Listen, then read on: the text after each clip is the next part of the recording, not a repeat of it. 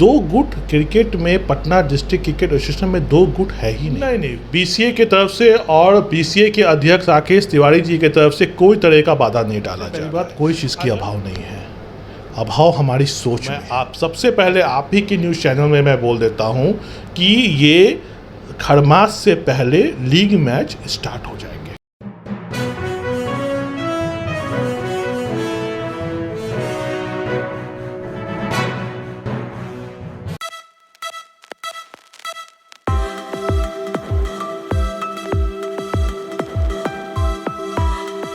नमस्कार दोस्तों, आपका स्वागत है हिंद आवाज़ में और मैं हूं विकास।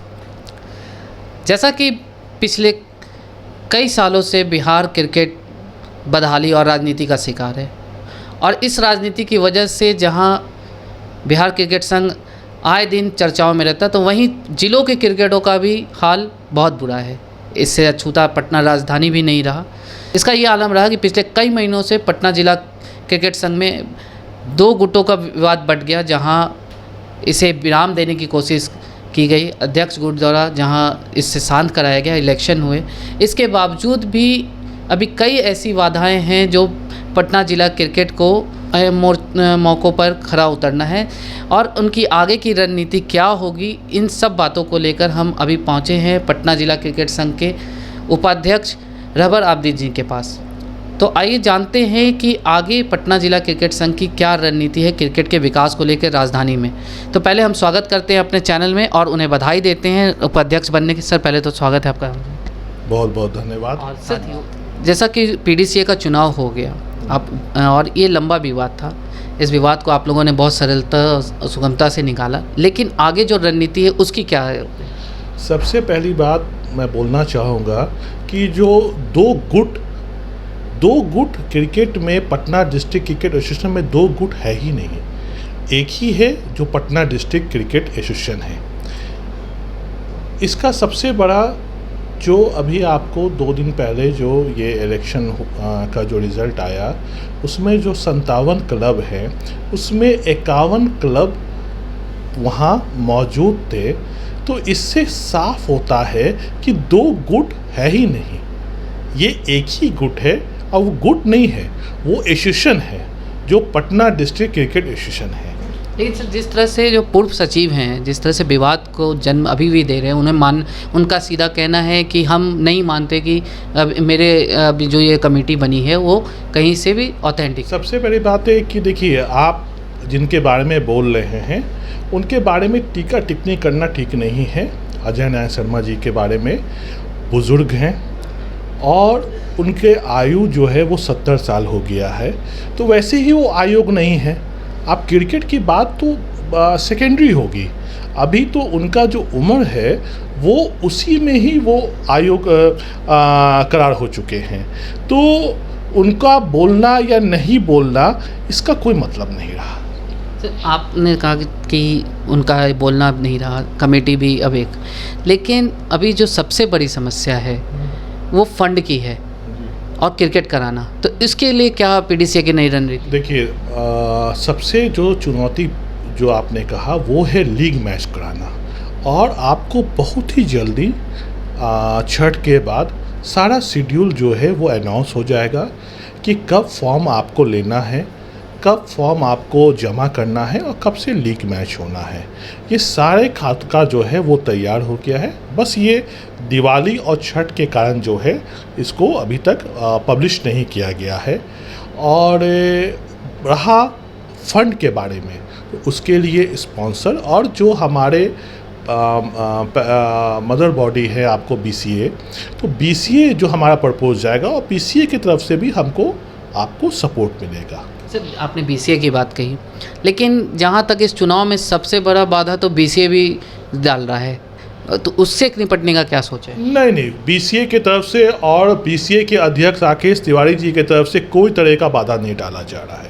अगर कोई आदमी कंप्लेन कर रहा है तो उस कंप्लेन को वो अपना ओम बैट्समैन को या जहाँ भी हो जो एक अपना है उसको उन्होंने अपना फॉरवर्ड किया। उन्होंने कोई भी तरह का इस तरीके का, आपने देखा होगा कि इलेक्शन या कमेटी स्टीयरिंग कमेटी जो बनी, जो पहले पीडीसीए जो भंग हुआ प्रवीण कुमार पानवीर के द्वारा जो भंग कराया गया अध्यक्ष के द्वारा, तो उस पर कहीं पर भी आप हमको ये बताइए कि उनके द्वारा कहीं पर भी हस्तक्षेप किया गया या कहीं पर भी कोई तरह का बीसीए के द्वारा कोई भी तरह का नोटिफिकेशन या ऑर्डर निकाला गया।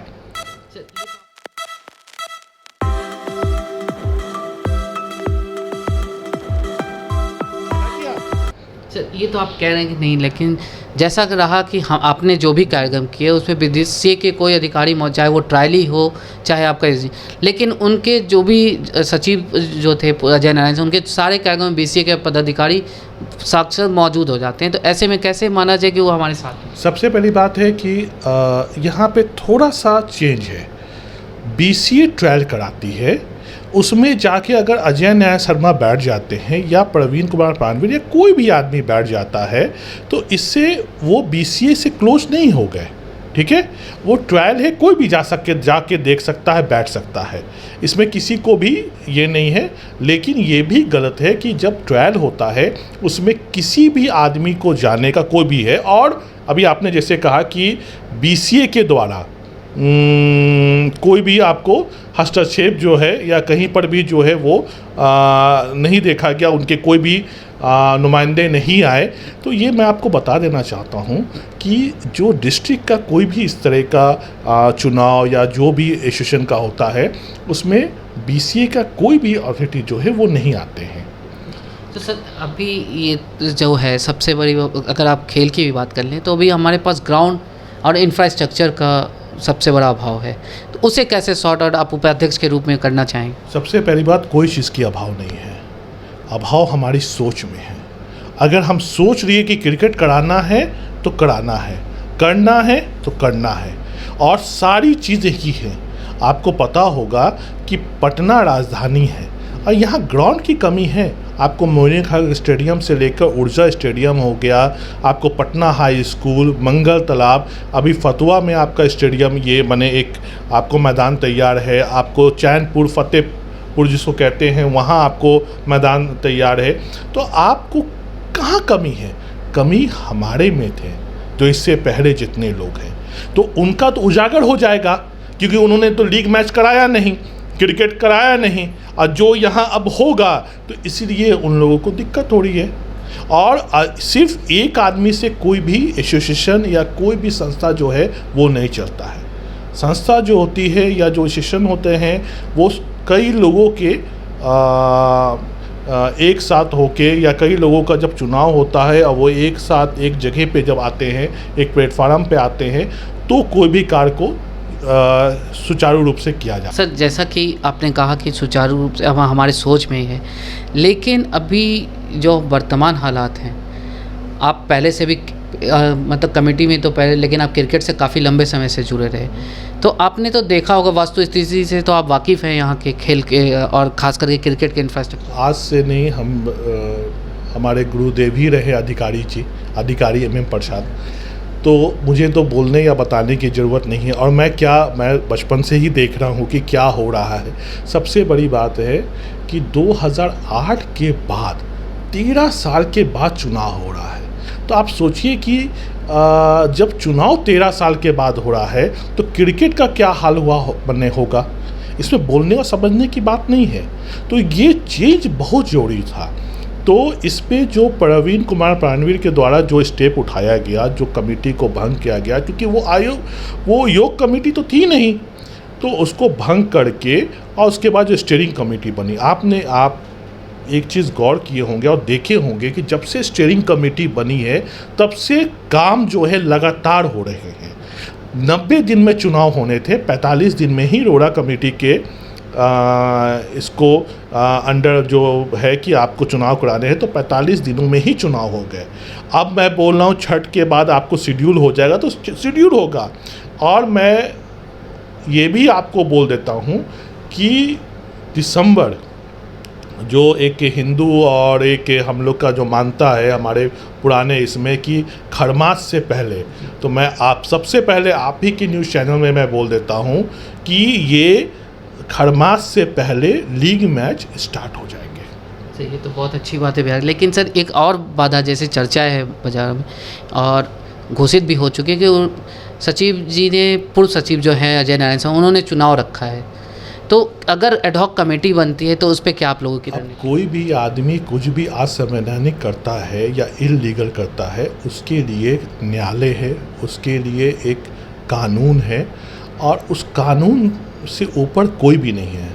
तो कोई भी ऐसा काम कोई करता है तो उसके लिए फिर हम लोगों को भी या सभी लोगों को, सिर्फ हमारा नहीं, सभी लोगों को वो कानून के दायरे में जो भी चीज़ें होंगी उसके लिए किया जाएगा। और अब असंवैधानिक कोई भी काम और कोई भी इस तरीके का क्रिकेट को रोकने का अगर कोई भी काम होता है, उसके लिए हम लोग पूरी तरीके से तैयार हैं, सक्षम हैं हर तरीके से।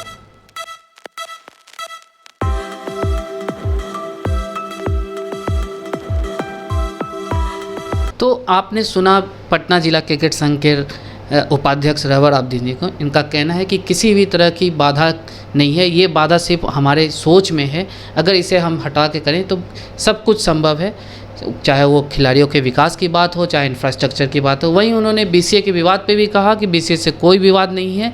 रही बात क्रिकेट कराने की, तो साथ ही साथ उन्होंने हमारे चैनल के माध्यम से ये घोषणा कर दी कि खरमास से पहले लीग का भी आयोजन करा दिया जाएगा। तो आप बने रहें आगे भी क्रिकेट से जुड़ी हुई खबरों के लिए हमारे साथ। मैं विकास, कैमरामैन श्रवण के साथ हिंद आवाज़ से। धन्यवाद।